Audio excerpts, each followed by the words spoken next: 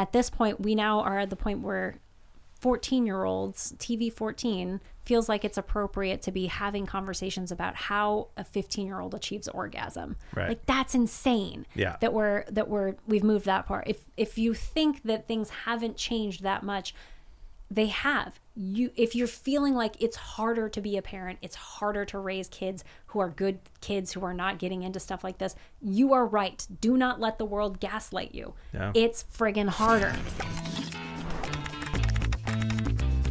Welcome to another episode of Is This for Kids? I am Jonathan Bearded Blevins. I am Katie. MrsRuvi may knock her microphone off the table. I almost ended it. It all went over just then. Sorry.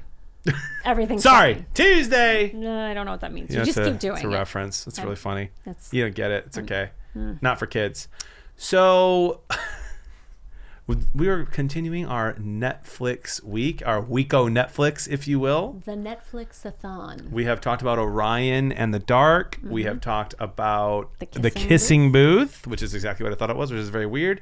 And we're now going to talk about Ginny and George. Ginny and Georgia. Part 3. Ginny and Georgia. It'd be funny if it was Ginny and George. Do you think it was from Harry Potter? No. Oh. But I've watched the entire show, so I know what it's from. So this is another one where you watched this show, all 2 seasons of it so far. Yep, 2 seasons. I have not. You're an expert in you're parenting through that age. Yep. I did a lot of youth ministry for many years, so I'm familiar with that age, but a lot's changed in the last few years. And I haven't really seen any of the content that is designed for middle school or high school aged kids. And so you're already on top of it. And we're going to have a conversation where you walk me through Ginny and Georgia. Jenny and Georgia. Jenny and Georgia. Jenny. Not Ginny. G-I-N-N-Y. Her name is Virginia. Okay, she great. goes by Jenny. Yeah. Okay, so if I'm your kid and I'm coming to you to ask permission to see Jenny and Georgia, which means you are head and shoulders above everybody else. Because you're asking. Because you're actually asking. But for the most part, they're just watching it on their phones in their bedrooms if they have access to it. I'm going to tell you, Dad. Yes. Can I watch Jenny and daughter. Georgia? It's a show that's basically like a modern Gilmore Girls. It's about a mom who had a baby when she was really young, and they grew up, and they're best friends, and now the kid's in high school, and it's like a high school drama. Can I watch it, Dad? I'm going to have to listen to Is This for Kids and get back to you on that, but it sounds innocent enough. After hearing the kissing booth episode, right? Yeah. Yeah. Okay, so just some background information about Jenny and Georgia before I mean, that's how the plot was given to me by multiple teenage girls. Okay. It's a modern Gilmore Girls. And so if you grew up in my age... It's a wholesome show. I'm sorry, keep going. If you grew up and you're my age, like Gilmore Girls is like, oh, okay, it's not bad. Like, it's fine. I mean, there's probably some things in there that are objectionable, but not hugely. It's fine, right? This show was viewed for 967.2 million hours has been streamed between seasons 1 and 2. From January to June of 2023, this was the #1 streamed show on Netflix. Wow. It is extremely popular. It now has 2 seasons. It has been renewed for up to 5 seasons. So we are waiting on season 3, but it's coming. Yep. Okay. It's not going anywhere. Not going away. You need this information, parent. Hey, right here. You need this information, okay? Your teenager is probably seeing this show. I put it up on Instagram. I said, parents, has your kids seen Jenny and Georgia? Overwhelmingly, they said no. And you can see on Instagram who has responded and in which way and who just didn't answer and didn't do anything. So I know lots of people who saw the poll but didn't answer, and lots of people who answered no. And then I asked my daughter to share it to her friends. High school age kids, friends of Maggie, have you watched Jenny and Georgia? And on more than 5 occasions, there were kids that had said yes when their parent said no. And kids, I think there were 2 kids who said yes when their parent had gone past it and didn't answer. So either parents are either unaware their children are watching this, or they have some level of shame about their kid watching it and they're not ready to, like, they don't want to admit it, or they just kind of have no idea. They don't know what their kid is up to. So those are kind of where I'm at. And I don't think that anybody's approaching this in a like completely negligent way. I just don't think people are aware of what's going on in Jenny and Georgia. Yeah. I mean, you've got me hook, line, and sinker. I'm in. Okay. It sounds horrible. What's going on? Okay, it's very much like a teenage soap opera, right? This is a drama, okay? But all of the things that, if you watched our episode on the kissing booth, a lot of the same hypersexualization is very, very present in this thing. So the general plot, right, is Georgia's the adult female character. She was clearly abused throughout her childhood. She ends up pregnant by a man who seems to be a decent guy. George is white. Zion, the man who fathers the baby, is black. So they have a biracial child, Jenny.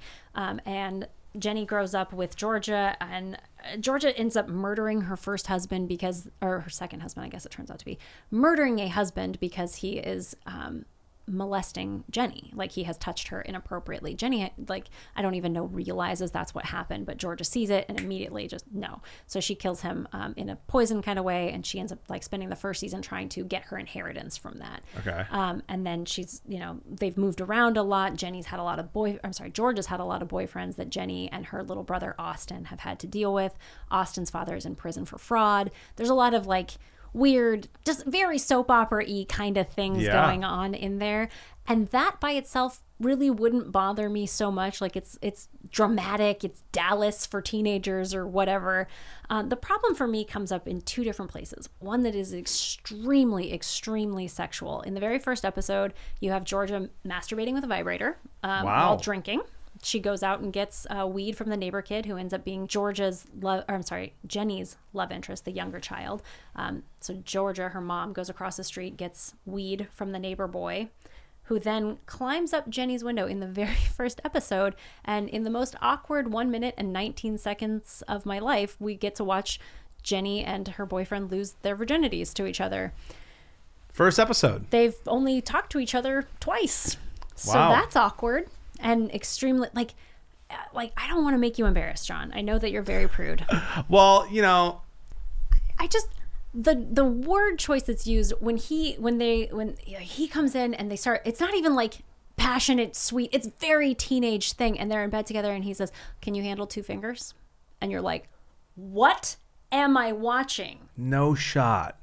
100%. He looks at her, "Can you handle 2?" You're looking at 2 kids laying in a bed together, and you're not exactly sure what could be going on under the sheets, but something's going on there. Because again, this is Netflix TV 14, so no boobies. Because boobies would be inappropriate. Anyway, so that's in the very, very first episode. Yeah. And it continues from there. The language gets just as coarse. It's always that way. That is a huge problem for me. That's problem number 1. Weigh in. Okay, real quick. So the similar question to if people listen to the kissing booth, a similar question that I asked in that one. Who is this geared towards? Because that just seems outrageous to put that in a show, to put it in a show for TV 14 and to put it in a show for that. In the first episode, it sounds crazy in any episode, but to have that be in the first one, and then why are you doing that? It's because that if you're raunchy with teenagers, that maybe they're going to keep watching and you just get more money. It just sounds, I'm pretty surprised. Do we know who it's marketed for? It's marketed for teenagers. This is, to me, a stepping stone toward a multi-billion-dollar pornographic industry. The goal is to sex sells to teenagers just as much as it does to adults. So they're basically making softcore teenage porn to put out there. And I'm sorry if that makes me seem like a complete prude. I have 5 children, so I assure you I'm fine. And my child saw this show. My now 16-year-old daughter saw this show. She came to me after the first season came out, and I'm pretty sure this was the impetus to her telling me, "Mom, I watched something that I'm not proud of having seen. Sure. And I think we need to get rid of Netflix because it's not good for the little kids. They're going to stumble into something." Wow. We didn't have Netflix until I started doing this podcast with you. We got rid of it because my oldest daughter told me that it was inappropriate. And I know there's somebody out there right now about to say that never happened because that's not how teenagers behave.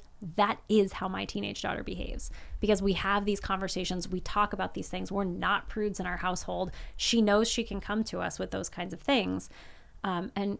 And so we had that kind of open conversation. It's funny because my parents were prudes in our household, but I still had that trust with my mom that when I saw something that I wasn't supposed to see, I would still go and have that. So I totally agree. That happens. The conversation happened. Good on her. Yeah. For doing that.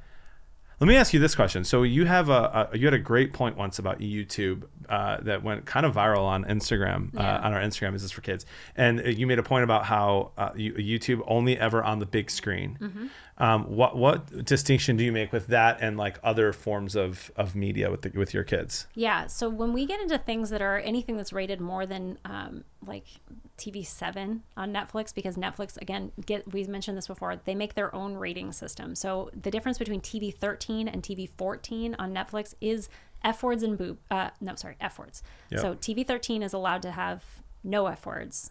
TV 14 has F words.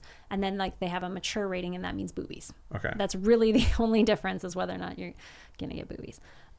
So we have the understanding that if it's anything greater than 7, we're going to watch it on the big screen.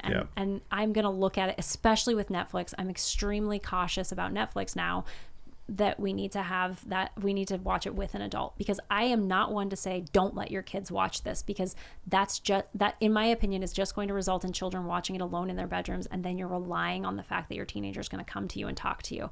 Whereas if you are willing to say, okay, let's watch it together, more than likely after the first 20 minutes where Georgia's got a vibrator, there's a good chance that they're going to stop, because they don't want to picture you in that scenario, first of all. And they're going to want to stop it right there. But you have to be willing to be there and have those conversations and be part of it. So yeah, that's fascinating. So is it like that the whole time? Is it really that bad for the whole 2 seasons? Yeah, I started writing down lines from Ginny and Georgia that I want to put into an Instagram reel one day. And they're the kinds of things that beg people to Google things. Like if you don't know what he means by "can you handle 2 fingers," you're going to Google that situation. If you're a kid. One of the lines that I wrote down was, they said, "Nora, do you have orgasms?" Nora's supposed to be a 15-year-old girl. Wow. A 15-year-old girl. Nora replies, "Yes, but not from penis penetration." What? Yeah. And this is for teens. Yeah, this is an extremely this was the #1 show on Netflix. Wild. Every to me. teacher I've spoken to. How is this not like viral? Like people talking about this? I don't know, but you know what did go viral from Ginny and Georgia? What? This is my second concern. Okay. Ginny and Georgia highly embraces the concept of critical theory. Now, a lot of people are critical theorists. They believe in it. They've fully bought in, and which is why it went viral. What happened was there's a scene where Georgia is in her class, in her English class, and she mouths off to her professor. The professor's a jerk, a teacher. He's a high school teacher. He's a jerk. No bones about it. He's not a nice guy. He's clearly underestimated her right from the beginning, saying she's not going to be able to hold her own in an AP class. So she looks at the syllabus and says, there are 16 books on this syllabus. 15 are written by men, 15 are written by white people, 14 are written by men. And I'm confident that the only black author is going to show up for Black History Month. Am I right? Yada, yada. She goes on, she says something about how this is going to cause me to question my voice as a black woman and see what is the validity of this and yada, yada, yada, yada. So it's that whole thing went viral on the internet. People were like, yeah, Jenny, get him. Like there needs to be more black authors. There needs to be more women represented on this syllabus. And maybe there's a great argument there, 100%. But what she's articulating there and all throughout the entire show is the concept of critical theory, which is a theory that states that any social distinction that might give somebody more social capital needs to be removed. So distinctions of class, distinctions of gender, distinctions of hierarchy of any kind, that they need to be done away with. That's a problem when that whole thing gets tested out. That is a problem for a lot of people. It basically renders people unable to say what is good, better, best in the world. And parents are not equipped to be able to talk about that. You and I are coming up with a bit of an aid for parents. We're trying to put something together for parents to be able to address these kinds of issues.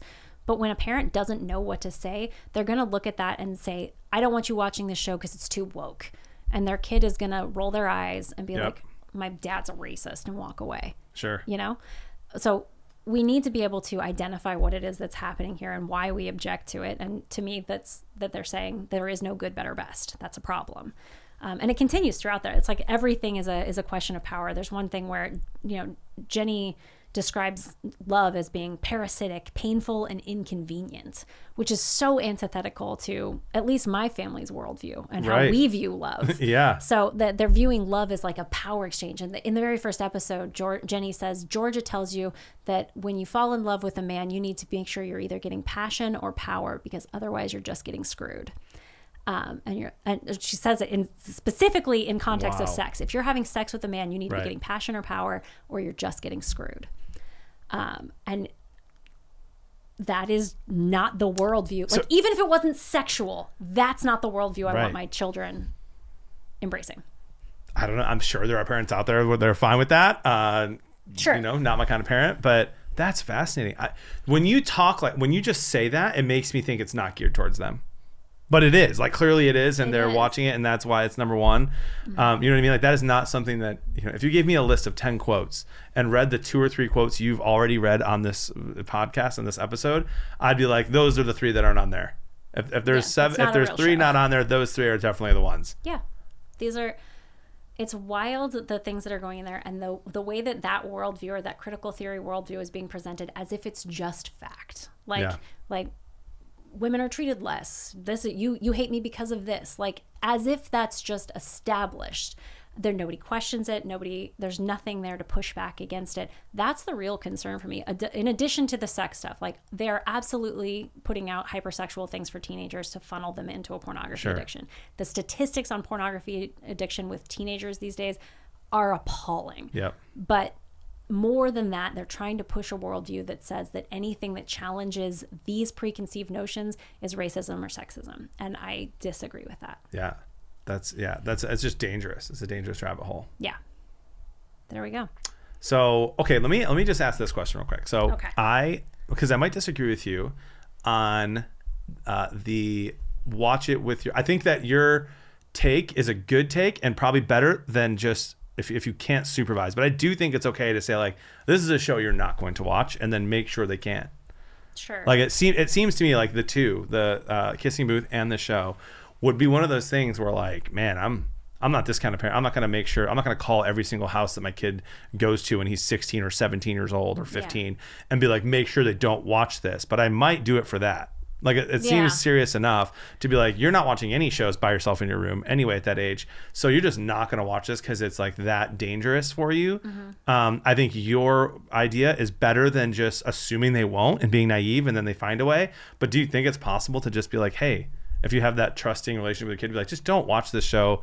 It's bad. Like, I have a feeling that your kid would not have watched it if you ahead of time knew about it and said, no, you can't. My kids trust that I'm not just arbitrarily telling them no on things that, like, and I can articulate to them, like, I watched it. This was the problem. My son did not ask for permission to watch the show. My oldest son, he's almost 14. He actually watched the first episode. And when I was watching it for the podcast, he was like, oh yeah, I watched one episode of that. And I was like, Mom will kill me if she knows I'm watching this. And he turned it off. So, like, if you've built up a great relationship of trust and you can say no, and your kid will understand that it's for their best interest, absolutely 100% just say no.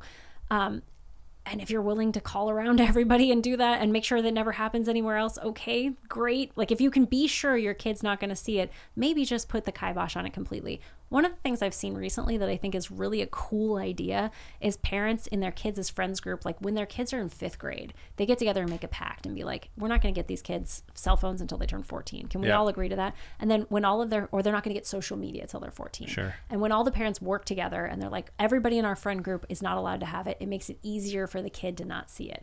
So if you have friends and you can call around to them and say, we need to not be watching this show. Yeah. Maybe that'll work. But I think that's a pipe dream. You know, I just don't. Yeah, it's not the normal. It's not the norm, and it's not going to be the easy thing for everyone to do. I got to say, from my perspective, listening, I didn't watch the show. I'm really glad I didn't. It sounds kind of gross. When I was growing up, and maybe this is anecdotal, I don't think it is. Okay. Right? If you go out to a club at 1:00 in the morning in downtown Chicago, you're not going to hear making my way downtown, right? Like you're going to hear music that gets you pumped up and wanting to stay out and party. Like in my mind, like these things really do have an influence on us, and media can have a huge influence on us. If I didn't believe that, I wouldn't be doing this podcast with you. Right. It had a huge influence on me. Like when I was in high school, if I saw something, I'd be like, oh, I want to try that. Or like if somebody in the song was like, you know, smoking cigarettes, like I'm like, all right, yeah, I want to try that because I like this thing and it's cool. So to me, it just sounds really dangerous for young people to be watching this stuff because it's not just like, oh, they can just watch it and like it doesn't mean they're going to do it. I think that young people are very influenced by the things that they're watching, the things that they're consuming, and that's super dangerous from what you're talking about. Yeah, and I agree. This is something that I've been talking about a lot lately on social media, is the concept of the Overton window, right? Shifting what society considers appropriate. And at this point, we now are at the point where 14-year-olds, TV 14, feels like it's appropriate to be having conversations about how a 15-year-old achieves orgasm. Right. Like that's insane. Yeah. We've moved that far. If you think that things haven't changed that much, they have. If you're feeling like it's harder to be a parent, it's harder to raise kids who are good kids who are not getting into stuff like this, you are right. Do not let the world gaslight you. Yeah. It's friggin' harder. 100%. I mean, we have the world. My buddy makes a joke that like back in the day, people died we were driving from Arizona to Illinois. Yeah. And he's like, back in the day, people just died on this journey. Yeah. And he's like, and now you can look up you have access to the entire world just on your phone. That's going to change things. Yeah. 100%. So age for this? Is this for kids? I would say that if your kid is over 15, watch it with them. I would try to put the kibosh on it if they're under 15. Yeah. Yeah. Wow. Yep. I think you did a great job. I'm sorry if this articulating everything. No judgment if your kid already watches. My kid watched it. I get it. Like it's not that your kid is going to go out and become a sex crazed maniac or a Marxist or whatever just because they watch this show. It's just, if you're a parent, you might not have known and you need to know, and I'm here to help. We're here to help. That is literally the whole entire point of the show. Yeah. So that we watch things. In this case, Ruvi watched something in order to let you know how it was, and you didn't necessarily know going in. You heard like, oh, this is crazy, it's really viral, and then you watched it and you were appalled. Yeah. So it's we're gonna keep doing that. What I heard was it's a modern Gilmore Girls. Yeah. Doesn't sound like modern Gilmore Girls. Remember None of that one stuff time would when be shared. Lorelai did? Oh no, wait. There was never. That was so Lorelai wholesome. Them in the coffee masturbation shop. scene. Yeah. Wild. Yeah. But if you have anything you'd like us to review, any type of YouTube content or video game or you name it, let us know. Go to isthisforkids.com. Yeah. Check it out. There's just so much content for parents to wade through. I'm Jonathan Beard of Blevins. I'm Katie, MrsRuvi. Let us help you decide. Is this for kids?